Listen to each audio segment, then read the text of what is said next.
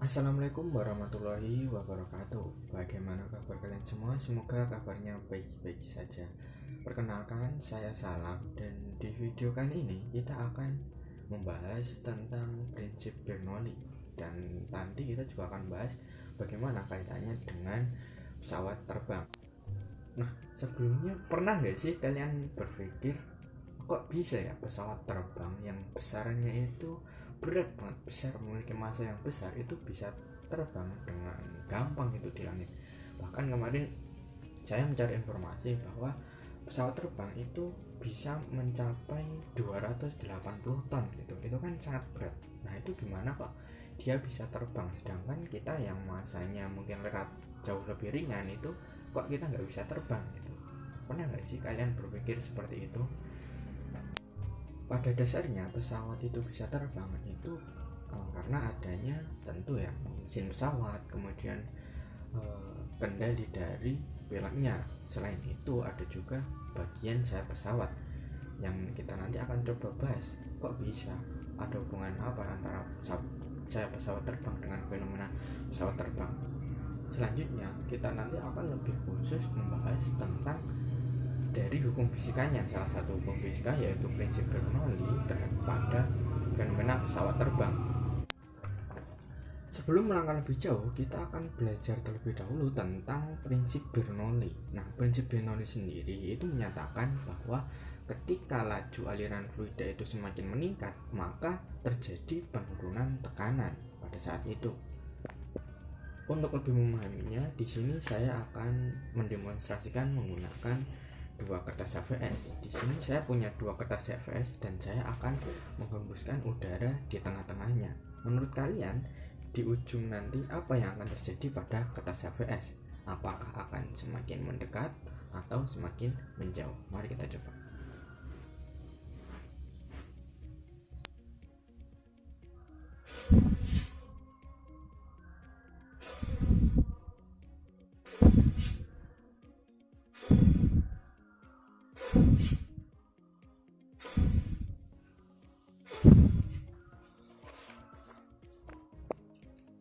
Terlihat bahwa ujung kertas HVS ini tadi ujungnya itu saling mendekat. Nah, ini menunjukkan bahwa ketika laju aliran fluida di dalam itu saya naikkan dengan dihembus, maka terjadi peningkatan kecepatan, otomatis terjadi penurunan tekanan. Akibatnya tekanan yang di luar itu lebih besar dibandingkan dengan tekanan yang di dalam. Maka dari itu tekanan yang di luar itu mendorong kertas HVS menuju ke dalam sehingga ujungnya tadi saling mendekat. Nah, dari kejadian itu ternyata terdapat hubungan antara tekanan dengan kecepatan. Ternyata Bernoulli telah menemukan bahwa terdapat kaitan atau hubungan antara tekanan, kemudian energi kinetik dan energi potensial ketika fluida mengalir. Dan dia menuliskan dalam persamaan sebagai berikut, yaitu P tambah setengah rho V kuadrat tambah rho GH itu jumlahnya adalah konstan. Kemudian ketika fluida bergerak dari satu titik ke titik yang lain dengan posisi yang berbeda, kita dapat menuliskan persamaannya menjadi berikut. Nah, indeks 1 dan 2 di sini menunjukkan lokasi atau titik dari titik 1 dan titik 2 yang mana masih dalam satu sistem.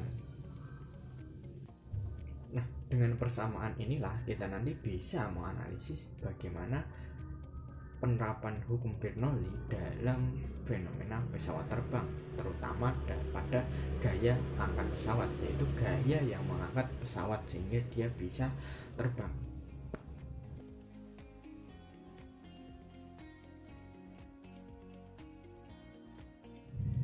Setelah memahami prinsip Bernoulli tersebut, sekarang kita akan coba mengaitkan apa sih kaitannya dengan fenomena pesawat terbang. Nah, untuk menganalisisnya, kita harus memahami apa sih yang terjadi ketika pesawat sedang terbang. Ketika pesawat sedang terbang, yang pertama terjadi adalah mesin pesawat memberikan dorongan kepada pesawat ke depan.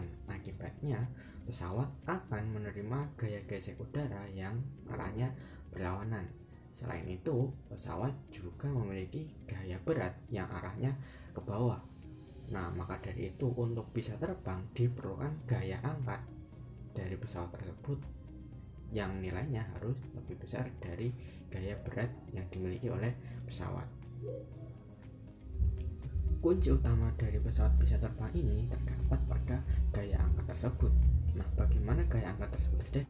Untuk memahami mekanisme yang terjadi pada sayap pesawat, marilah kita perhatikan video berikut. It's often said that lift on a wing is generated because the flow moving over the top surface has a longer distance to travel and therefore needs to go faster. This common explanation is actually wrong. This video shows that the air on the top does move faster, but it doesn't reach the end of the wing at the same time as the air along the bottom. Here we use smoke to visualize the streamlines around an airfoil.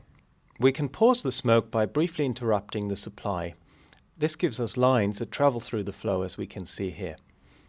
And if we now slow the video down, you can follow those lines, and that gives you an idea of how fast the flow is in different parts of the airflow.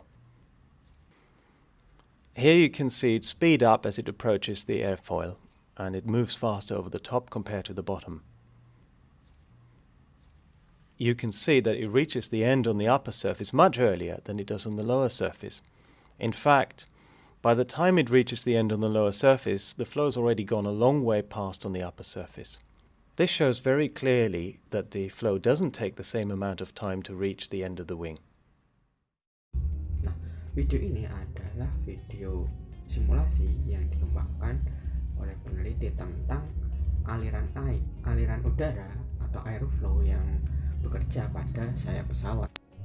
Nah, dari video tersebut terlihat bahwa aliran udara yang di bagian atas itu sampai atau finish lebih dahulu dibandingkan bagian bawah. Terlihat bahwa yang bagian atas itu lebih jauh mencapai akhir dibandingkan dengan yang bawah. Itu artinya kecepatan udara di bagian atas itu lebih besar dibandingkan kecepatan udara di bagian bawah. Nah, berdasarkan hukum Bernoulli, maka kita bisa simpulkan bahwa tekanan yang ditimbulkan di bagian bawah itu lebih besar karena kecepatannya lebih kecil dibandingkan dengan posisi di atas sayap. Kita bisa menuliskannya sebagai berikut.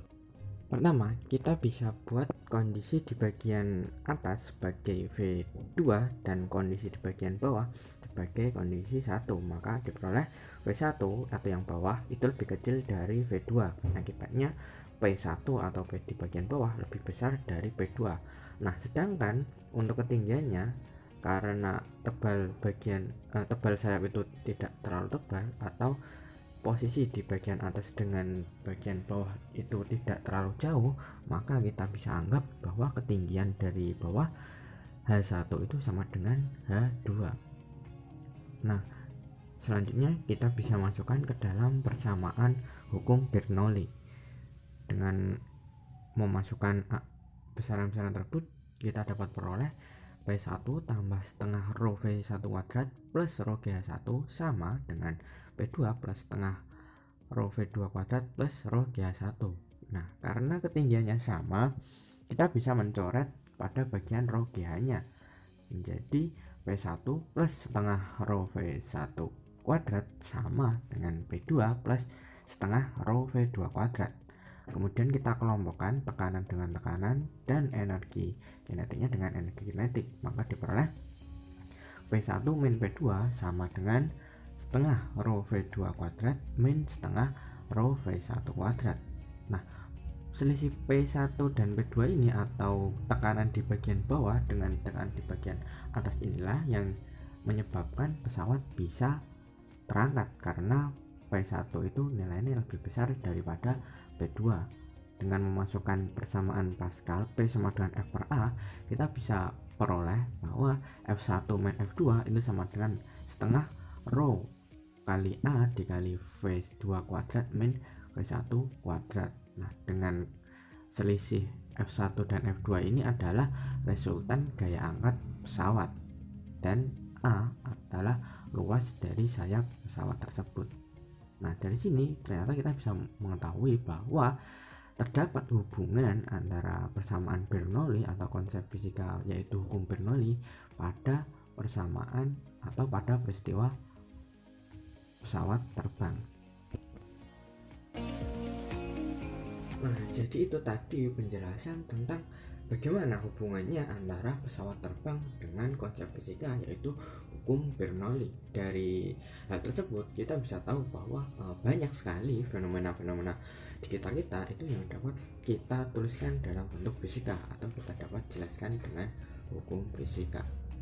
Itu tadi sedikit tentang penjelasannya. Sampai jumpa di video selanjutnya. Assalamualaikum warahmatullahi wabarakatuh.